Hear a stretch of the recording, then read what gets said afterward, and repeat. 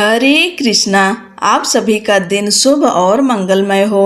आज शनिवार के दिन हम सब शनि देव की व्रत कथा का श्रवण करेंगे। सूर्य पुत्र भगवान शनि देव जिनके कर्म अच्छे नहीं होते और भगवान शनि देव जिस पर मेहरबान होते हैं उसे धन धान्य से परिपूर्ण कर देते हैं। शनि देव भगवान सूर्य और उनकी पत्नी छाया के पुत्र हैं। उनकी दृष्टि से सभी जीवों को उनके कर्मों का फल मिलता है, चाहे वह राजा हो या रंक।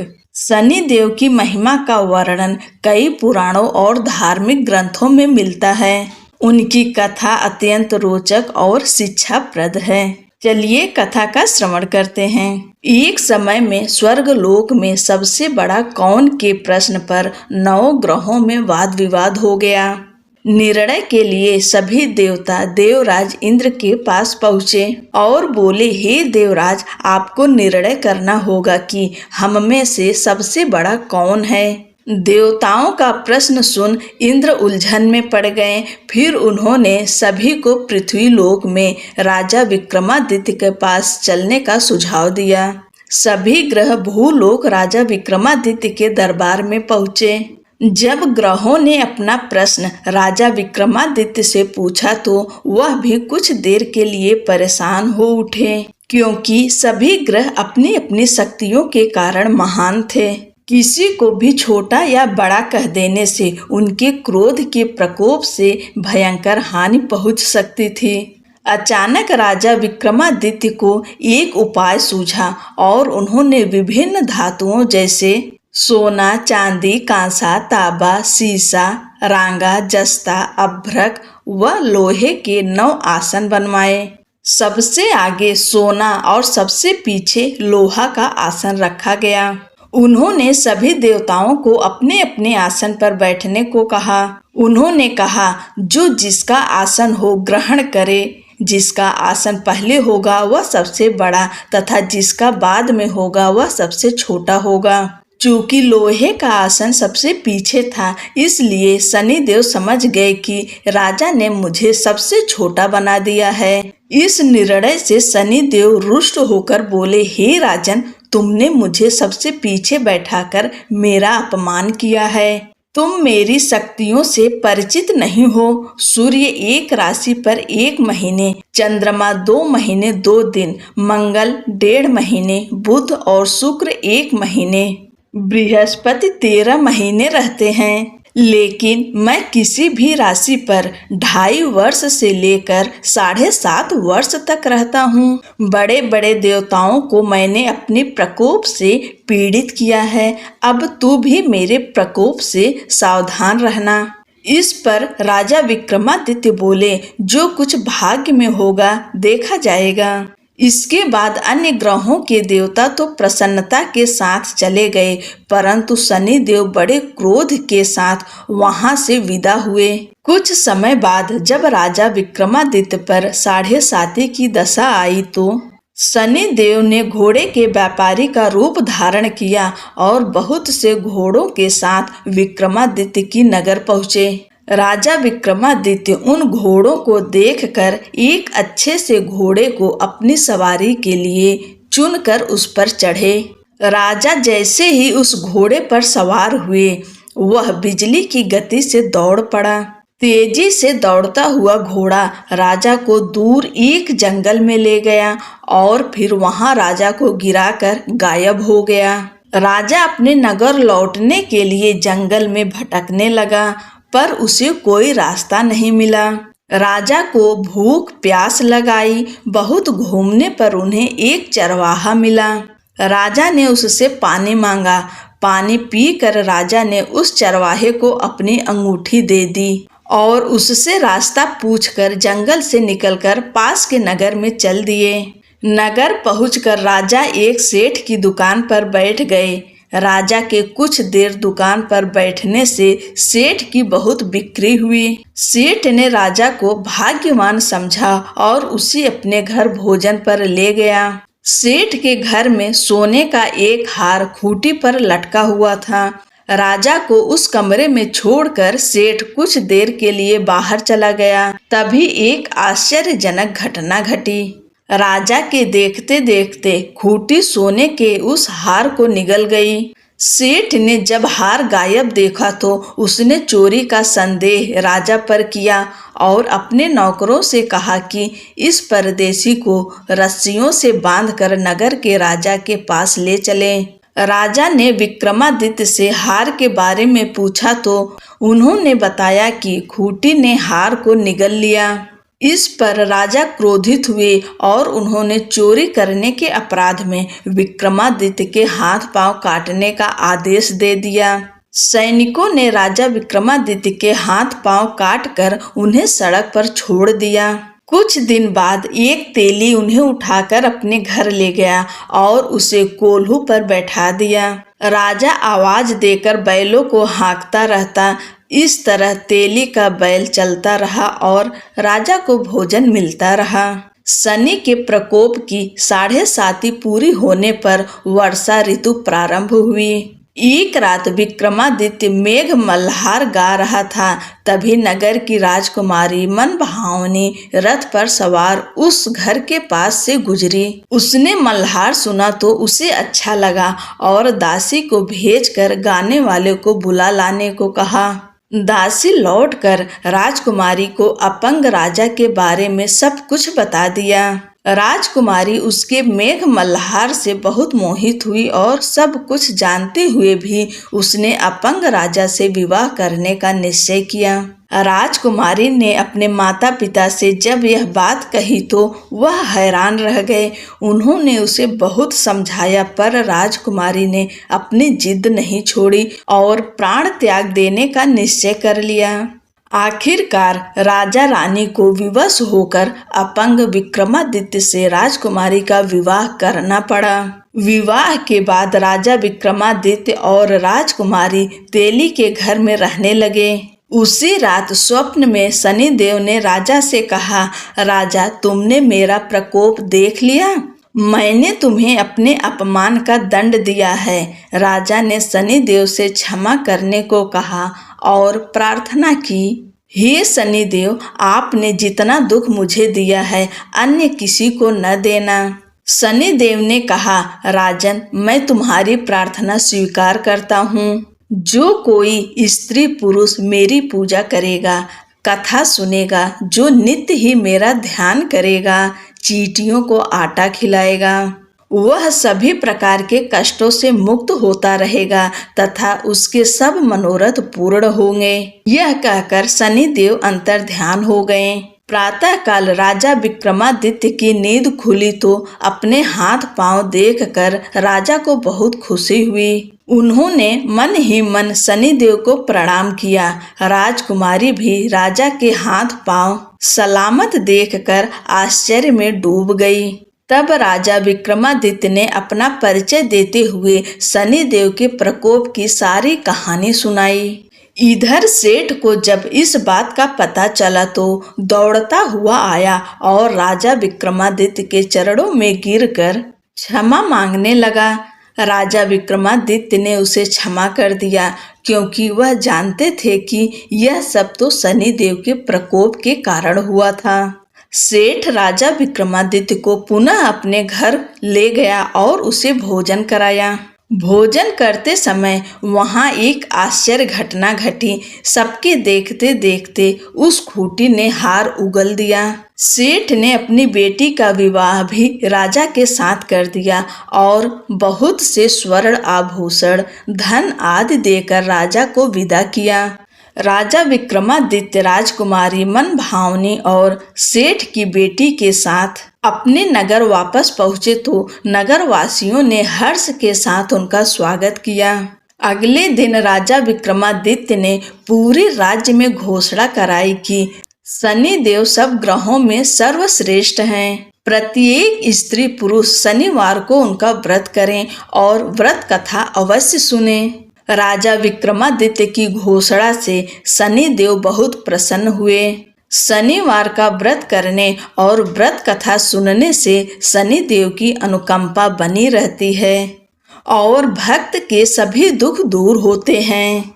बोलो शनि देव महाराज की जय। एक पौराणिक कथा के अनुसार एक समय शनि देव भगवान शंकर के धाम हिमालय पहुँचे।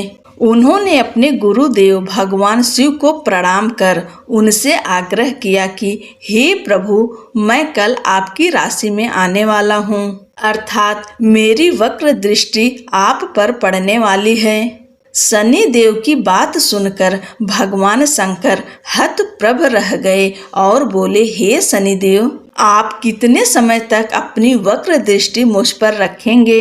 शनि देव बोले, हे नाथ, कल सवा प्रहर के लिए आप पर मेरी वक्र दृष्टि रहेगी। शनि देव की बात सुनकर भगवान शंकर चिंतित हो गए और शनि की वक्र दृष्टि से बचने के लिए उपाय सोचने लगे। शनि की दृष्टि से बचने हेतु अगले दिन भगवान शंकर मृत्युलोक आए। भगवान शंकर ने शनि देव और उनकी वक्र दृष्टि से बचने के लिए एक हाथी का रूप धारण कर लिया।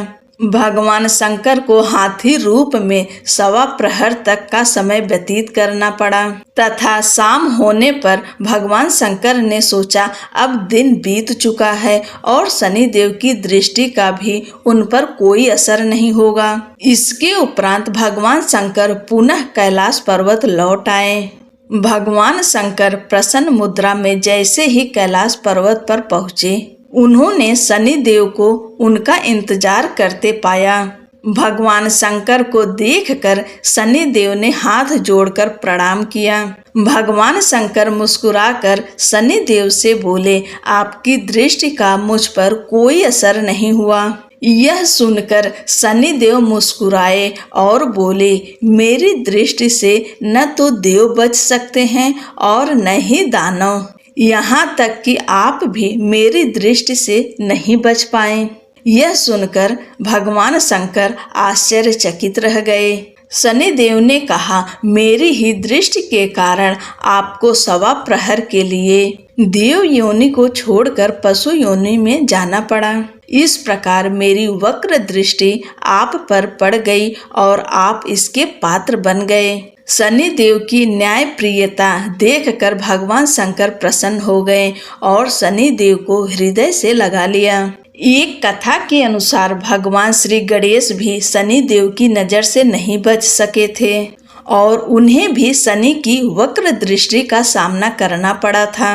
ब्रह्मवैवर्त पुराण के अनुसार माता पार्वती ने पुत्र प्राप्ति के लिए पुण्यक नामक व्रत था, जिसके फलस्वरूप भगवान विष्णु ने उनके गर्भ में बालक रूप में जन्म लिया।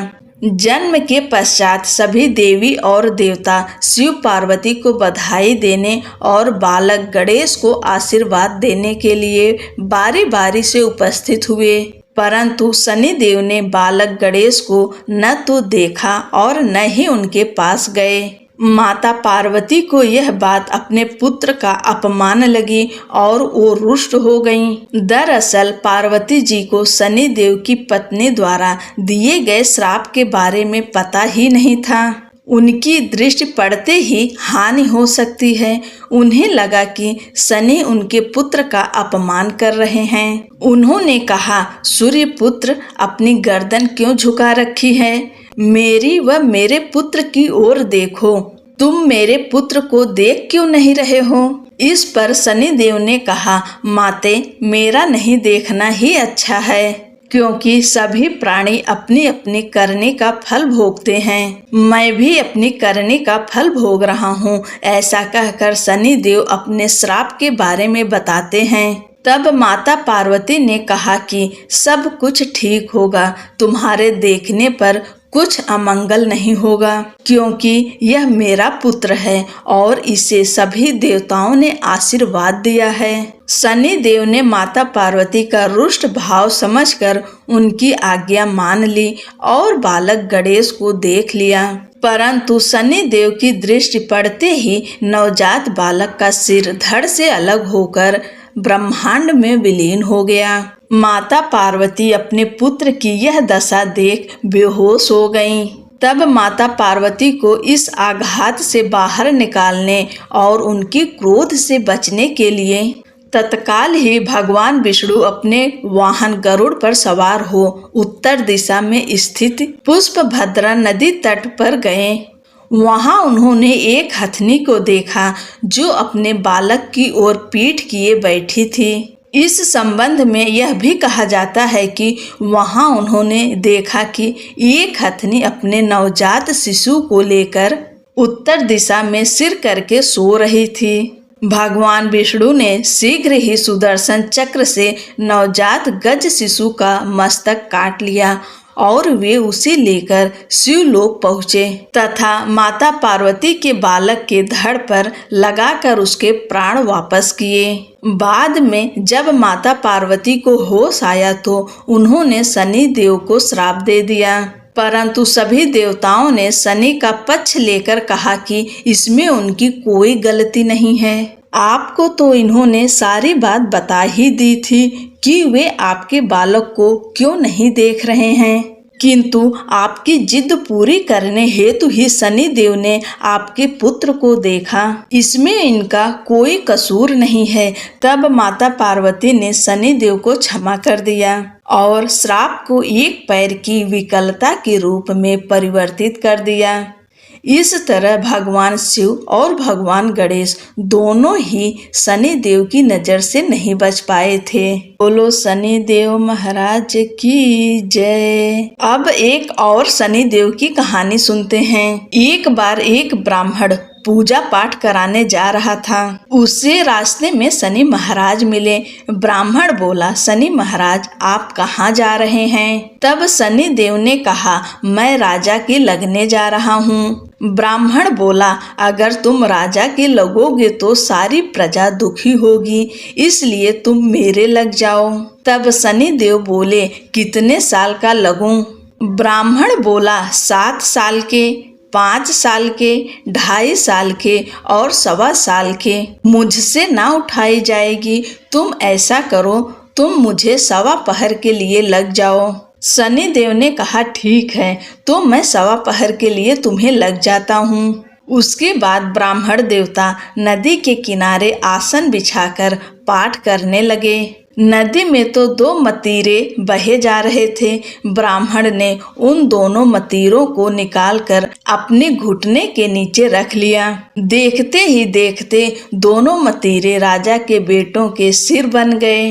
फिर ब्राह्मण के पास शनि देव आए और बोले, ब्राह्मण, तुमने राजा के लड़कों के सिर काट कर रखे हैं। तब ब्राह्मण बोला, किसी को मत कहना कि मुझे शनि की दशा लगी है। उसके बाद शनि देव वेश बदलकर नगर में चले गए और वहां जाकर उन्होंने एक आदमी से कहा कि नदी के किनारे एक ब्राह्मण के घुटने के नीचे राजा के बेटों के सिर पड़े हैं। देखते ही देखते यह बात पूरे नगर में फैल गई। जब यह बात राजा को पता चली तो राजा ने कहा कि ब्राह्मण को सूली पर चढ़ा दो। राजा के आदेश के अनुसार ब्राह्मण को सूली पर चढ़ाने की तैयारी की गई।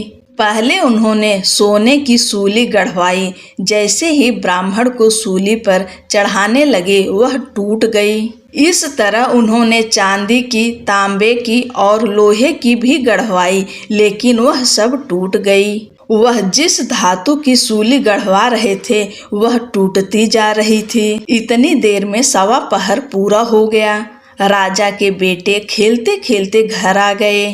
तब रानी बोली, महाराज, ब्राह्मण को तो सूली पर चढ़ा दिया होगा, आप जाकर देखिए, नहीं तो हमें ब्रह्म हत्या का पाप लग जाएगा। जब राजा वहां पहुंचा तो उसने देखा कि ब्राह्मण तो पाठ कर रहा है। तब राजा ने ब्राह्मण से पूछा, यह सब क्या है? तब ब्राह्मण ने कहा, महाराज, मैं जा रहा था, रास्ते में मुझे शनि महाराज मिले। उन्होंने कहा, मैं राजा के लगने जा रहा हूँ। मैंने उनसे कहा कि अगर तुम राजा को लगोगे तो सारी प्रजा दुखी होगी, इसलिए तुम मेरे लग जाओ। तब शनि देव बोले, कितने साल का लगूं? मैंने कहा, मुझसे 7 साल, 5 साल, 2.5 साल या 1.25 साल की ना उठी जाएगी, इसलिए मैंने 1.25 पहर की मांग ली। अब 1.25 पहर में ही मुझे शनि देव ने ऐसे रंग दिखाए। तब राजा कहने लगा कि शनि की दशा कैसे उतरेगी? तब ब्राह्मण बोला, राजा, सोने चांदी का दान, तांबे का दान, लोहे का दान और पीतल का दान करने से शनि की दशा से राहत मिलती है। तब राजा हैरान हो ब्राह्मण से पूछा, राजे, महाराजे और साहूकार तो सोने चांदी के दान कर देंगे, परंतु गरीब कैसे करेगा? तब ब्राह्मण ने कहा, तेल की पली और गुड़ की डली डकैत को देने से शनि की दशा से मुक्ति मिलती है। शनि देव का सोटा कभी न आवे टोटा, शनि की घड़ी ले 70 बला टली। 7 बार पीपल में जल चढ़ा दो तो सारी बला टल जाएगी। ब्राह्मण की बातें सुनकर राजा ब्राह्मण का धन्यवाद करके वहां से चला गया। फिर तो राजा नियमित रूप से हर शनिवार तेल, गुड़ और सामर्थ्य के अनुसार दान आदि करना शुरू कर दिया। इस तरह से ब्राह्मण की सूझबूझ से राजा के बेटों की जान बच गई। बोलो शनिदेव महाराज की जय।